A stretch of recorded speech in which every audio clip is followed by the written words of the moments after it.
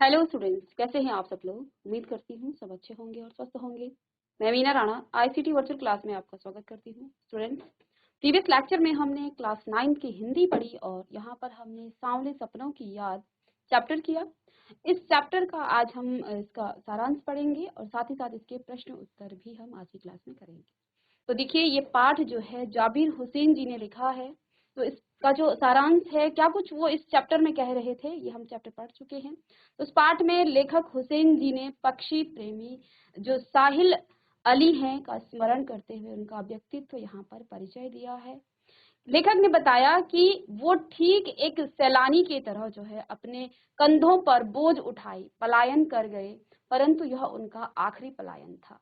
तो यहाँ पर जब जाबिर हुसैन सलीम अली जी की जो अंतिम यात्रा है वो जा रही थी, उस समय की ये याद यहाँ पर जाबिर हुसैन जी ने लिखी है। और क्या कहते हैं कि वो पहले पक्षियों का पीछा किया करते थे, अनेक यात्राएं उन्होंने अपने जीवन में की थी, लेकिन अब ये जो यात्रा उनकी है ये उनकी अंतिम यात्रा है।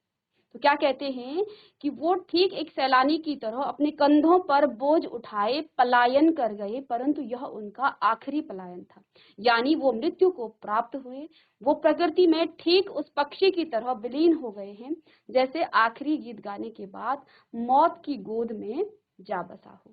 सलीम का मानना था कि लोग पक्षियों को आदमी की नजर से देखना चाहते हैं, जबकि वो कहते हैं कि पक्षियों को हमें पक्षियों की ही नजर से देखना चाहिए।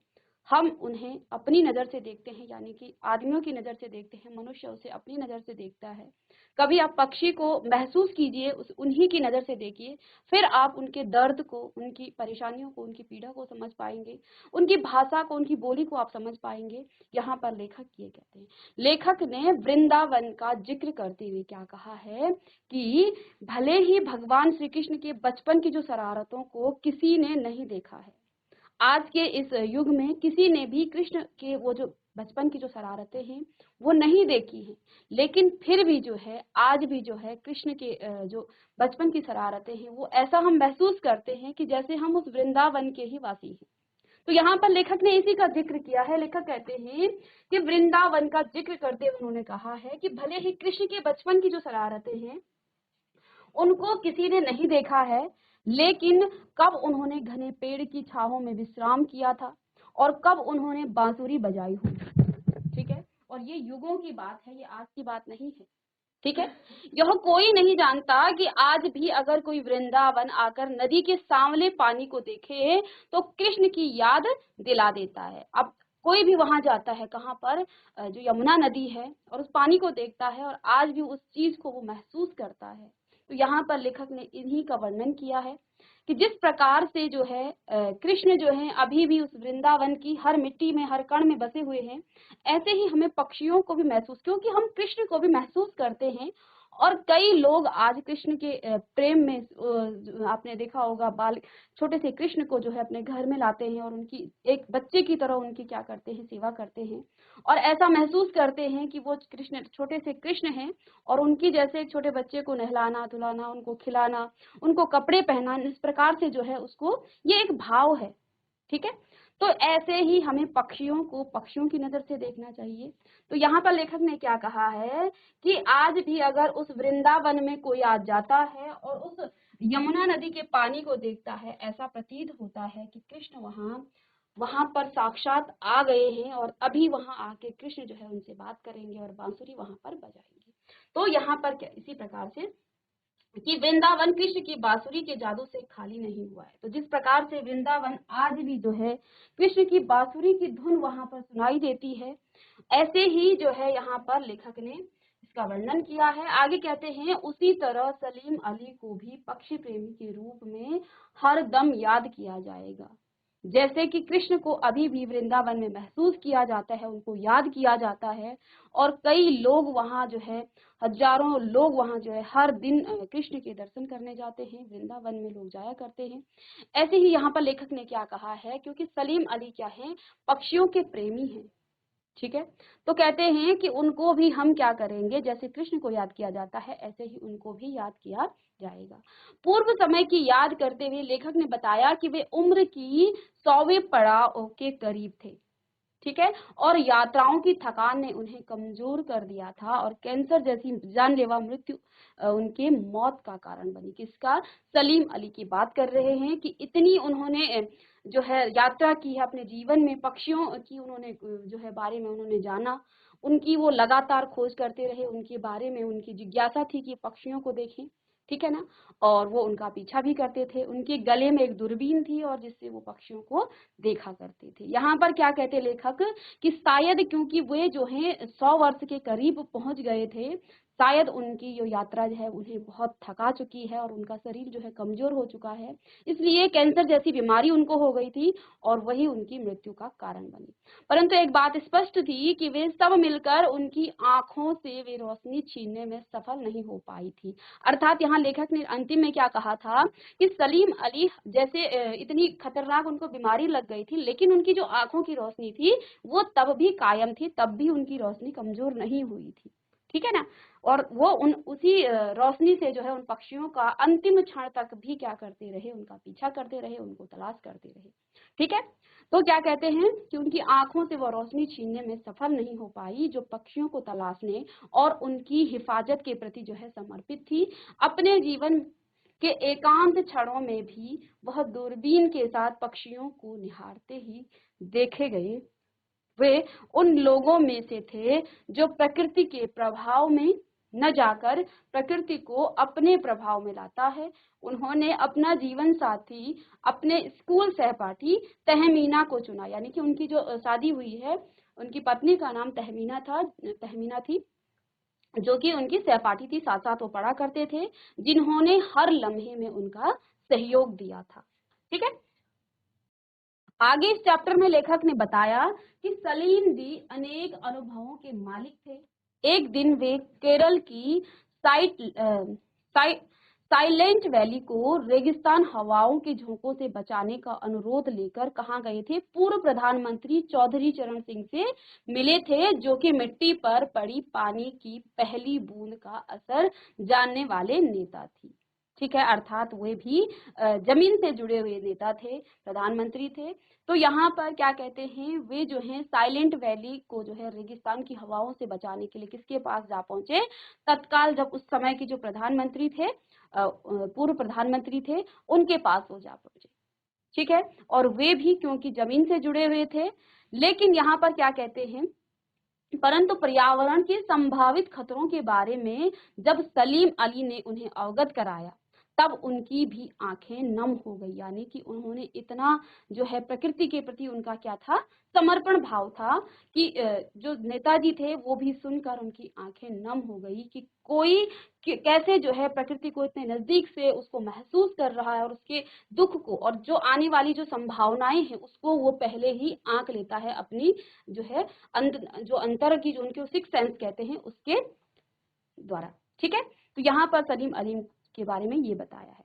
सलीम अली ने उन्हें जो है अवगत कराया और उनकी आंखें नम हो गई। सलीम ने अपनी आत्मकथा का नाम फॉल ऑफ स्पैरो रखा था, जिसमें उन्होंने एक घटना का जिक्र करते हुए लेखक को D.H. लॉरेंस के बारे में लिखा है कि उनकी मृत्यु के बाद उनकी पत्नी से कहा गया कि वे अपनी पति पर जो है कुछ लिखें।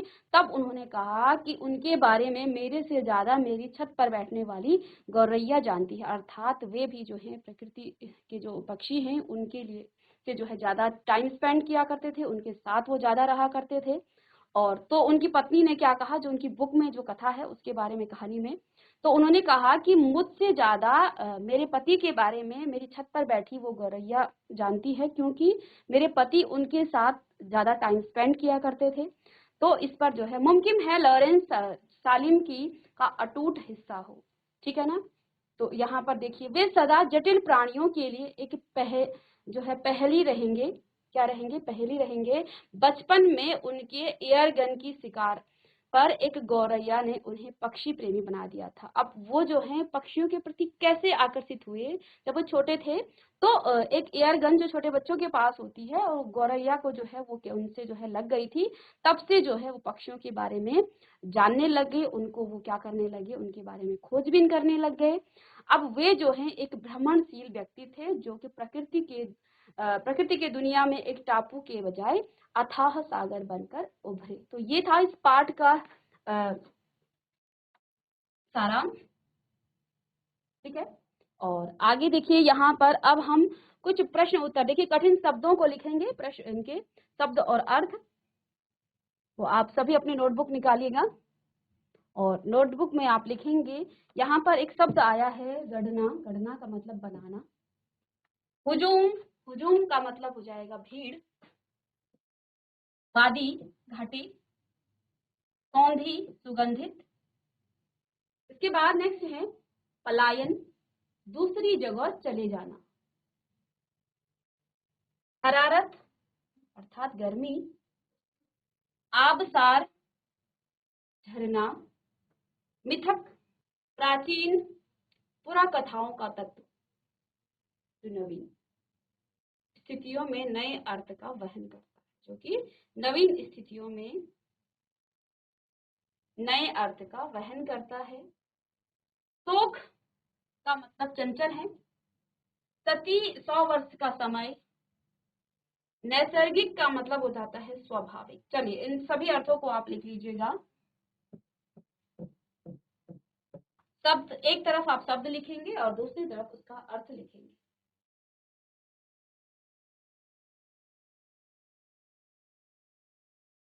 चलिए अब इस पर, इस चैप्टर के जो प्रश्न उत्तर हैं उनको हम यहाँ पर करेंगे। चलिए चलिए पहला प्रश्न है, उसको नोट डाउन कीजिएगा। पहला प्रश्न है, किस घटना से सलीम अली के जीवन की दिशा को बदल दिया था? किस घटना ने सलीम अली की जीवन की दिशा को बदल दिया था? अब हमने ये प्रीवियस लेक्चर में आपको क्वेश्चन जब पढ़ाया था, जब हमने चैप्टर पढ़ा था, उसके बाद भी इस प्रश्न का हमने जिक्र किया था और इस प्रश्न का उत्तर जैसे कि हमने लास्ट पैरा में पढ़ा था कि एक बार बचपन में सलीम अली मामा की दी हुई एयर गन से खेल रहा था। उसने एक गौरैया घायल होकर गिर पड़ी थी। उससे क्या हो गई थी? छोटे बच्चे जैसे कि एयर गन से क्या करते हैं, खेला करते थे। तो उन्होंने भी जो है बचपन में वो खेल रहे थे। तो उस एयर गन से एक गौरैया क्या हो गई थी? घायल होकर गिर पड़ी थी। इस घटना ने सलीम अली के जीवन की दिशा को बदल दिया। यानी कि तब से लेकर और मृत्यु के अंतिम क्षणों तक भी वो जो है पक्षियों के प्रति और उनकी हिफाजत के लिए जो है नए नए रास्ते ढूंढा करते थे। पहले हम हिफाजत किसकी करेंगे? जब हम किसी की परेशानियों को जानेंगे।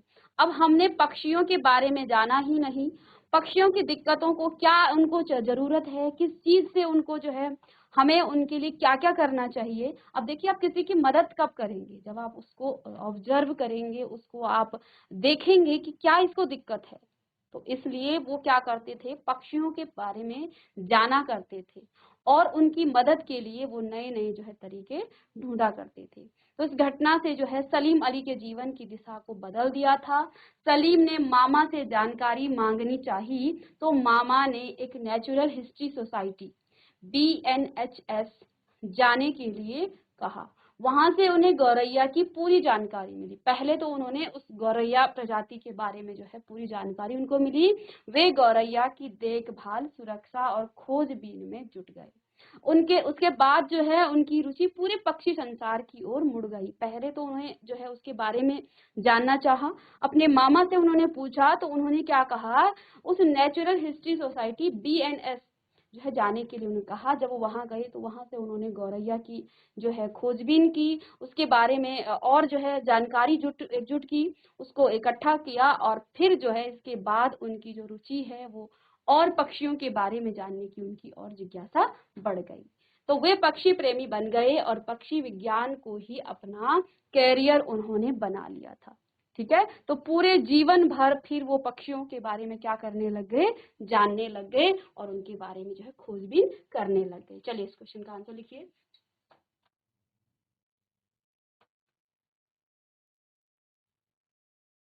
चलिए प्रश्न नंबर 2 है यहाँ पर। प्रश्न नंबर 2 में क्या लिखा है कि सलीम अली ने पूर्व प्रधानमंत्री के सामने पर्यावरण से, ये वो है, ये मिस्टेक से हो गया है, वो वरण है। ठीक है, पर्यावरण से संबंधित किन संभावित खतरों का चित्र खींचा होगा कि जिससे उनकी आंखें नम हो गई थी। तो जब वे साइलेंट वैली के बारे में कहाँ गए थे, पूर्व प्रधानमंत्री चौधरी चरण सिंह के पास गए, तो यहाँ पर क्या कहते हैं कि पर्यावरण से संबंधित किन संभावित खतरों का चित्र उन्होंने खींचा होगा, यानी कि किन खतरों के बारे में उन्होंने चौधरी चरण सिंह को बताया होगा, जो कि हमारे पूर्व प्रधानमंत्री थे, जिससे कि उनकी आंखें क्या हो गई थी, नम हो गई थी। तो प्रश्न का उत्तर भी लिखेंगे कि सलीम अली ने पूर्व प्रधानमंत्री चौधरी चरण के सामने केरल की जो साइलेंट वैली संबंधी खतरों की बात उठाई होगी। उस समय केरल पर रेगिस्तान हवा के झोंकों का खतरा मंडरा रहा था, वहां का वातावरण दूषित हो रहा था। प्रधानमंत्री को वातावरण की सुरक्षा का ध्यान था। पर्यावरण के दूषित होने के खतरे के बारे में सोचकर उनकी आंखें नम हो गई थी। चलिए इसका आंसर लिखेंगे।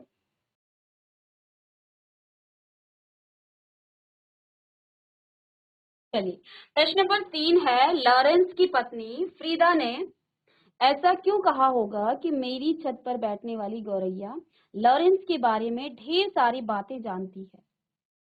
तो ऐसा क्यों कहा होगा? तो लॉरेंस की पत्नी फ्रीदा जो है जानती थी कि लॉरेंस को गौरैया से बहुत प्रेम था, यानी कि वो ज्यादा समय उस गौरैया के साथ स्पेंड किया करते थे, उसके साथ समय बिताया करते थे। वे अपना काफी समय गौरैया के साथ बिताते थे। गौरैया भी उनके साथ जो है अंतरंग जो है साथी जैसा व्यवहार करती थी। उनके इसी पक्षी प्रेम को जो है उद्घाटित करने के लिए उनकी यह वाक्य कहा कि वे जो है कितने जो है क्या थे, पक्षियों के प्रेमी थे। कौन? लॉरेंस। ठीक है, तो जिस प्रकार से सलीम अली जो है पक्षी प्रेमी थे, ऐसे ही लॉरेंस भी जो है क्या थे, वो पक्षियों के प्रेमी थे। चलिए इसका आंसर लिखेंगे।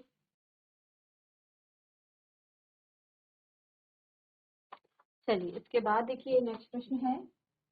देखिए सलीम अली प्रकृति की दुनिया में एक टापू बनाने की बजाय अथाह सागर बनकर उभरी। इस प्रश्न का क्या आशय है यहाँ पर? ठीक है ना, प्रश्न है कि इनका क्या आशय है। ठीक है, तो चलिए इसको देखिए, ये प्रश्न है, आशय आपको यहाँ पर कि इन वाक्यों का क्या यहाँ पर तात्पर्य है, क्या कुछ यहाँ पर कहा गया है, आपको क्या करना है, आशय स्पष्ट कीजिए। तो वो लॉरेंस की तरह नैसर्गिक जिंदगी का प्रतिरूप बन गए थे। तो देखिए यहाँ पर क्या लिखा है, वो लॉरेंस की तरह नैसर्गिक जिंदगी का प्रतिरूप बन गए थे। तो यहाँ पर एक अंग्रेजी के कवि लॉरेंस प्रकृति के प्रेमी थे और प्रकृति के प्रति उनके मन में जिज्ञासा थी। उन ही की भांति सलीम अली भी स्वयं को प्रकृति के लिए समर्पित कर चुके थे और सलीम अली का व्यक्तित्व भी प्रकृति की तरह क्या था, सहज और सरल और निश्चल हो चुका था।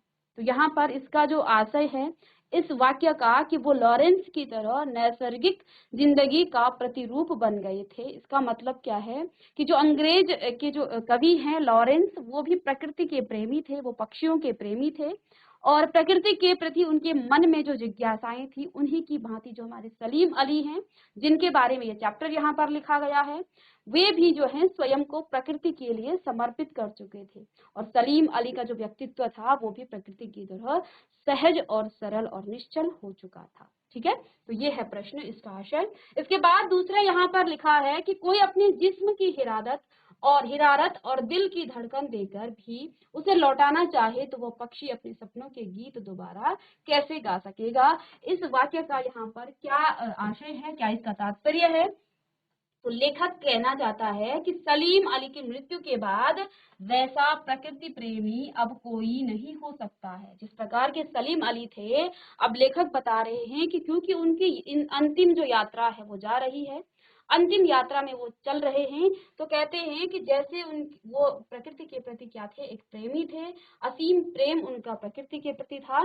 तो इस प्रकार के जो प्रेमी हैं अब जो है ये नहीं, अब वो इस प्रकार के जो प्रेमी हैं प्रकृति के प्रति, जो क्या करते हैं, अपना सब कुछ प्रकृति पर न्यौछावर कर देते हैं, इस प्रकार के जो लोग हैं वो अब नहीं रहे सलीम अली रूपी पक्षी मौत की गोद में सो चुका है, अतः अब अगर कोई अपने दिल की धड़कन उनके दिल से भर भी दे और अपने शरीर की जो है हलचल उनके शरीर में डाल भी दे, तो भी वह पक्षी फिर से वैसा नहीं हो सकता है, क्योंकि उनके पास सब उनके जो है उसके सपने अपने ही शरीर और अपनी ही धड़कन से उपजे थे।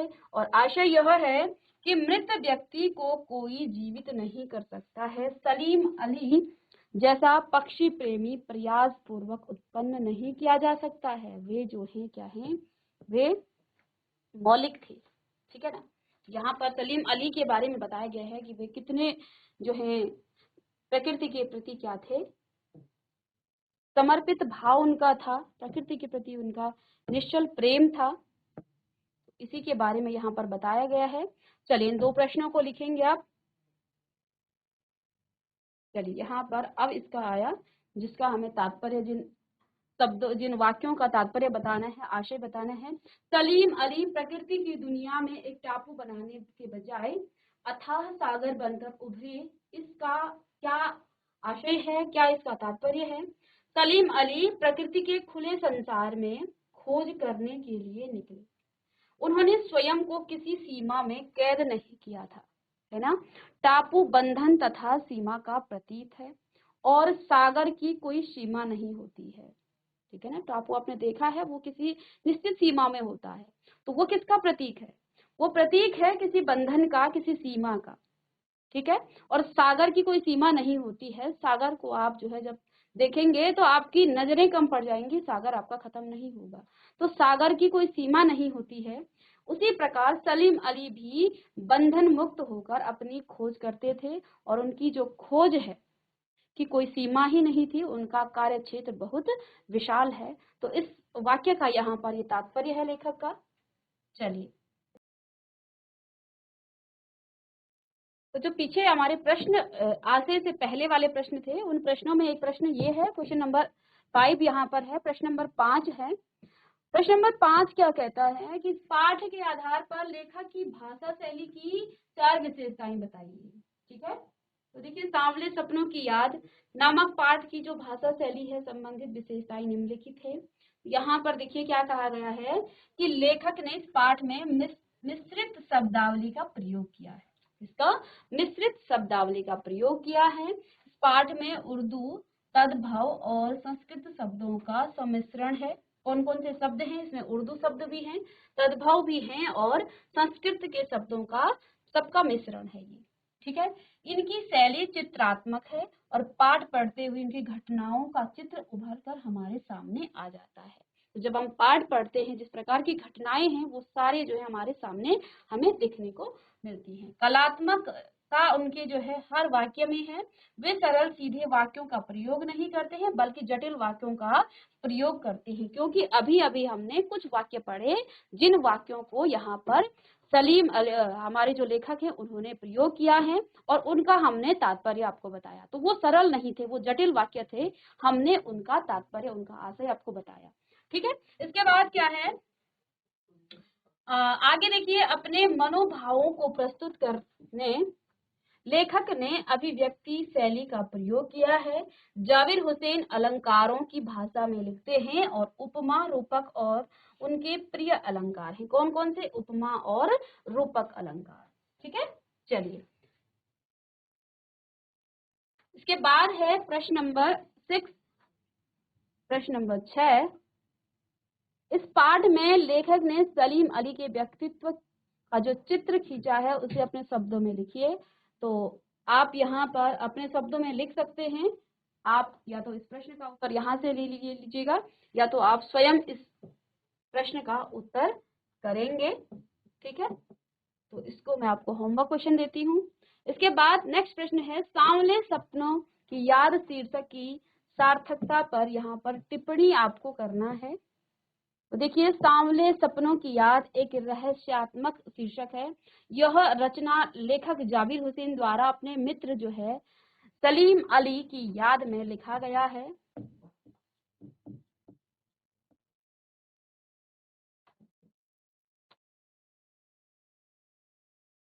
ठीक है।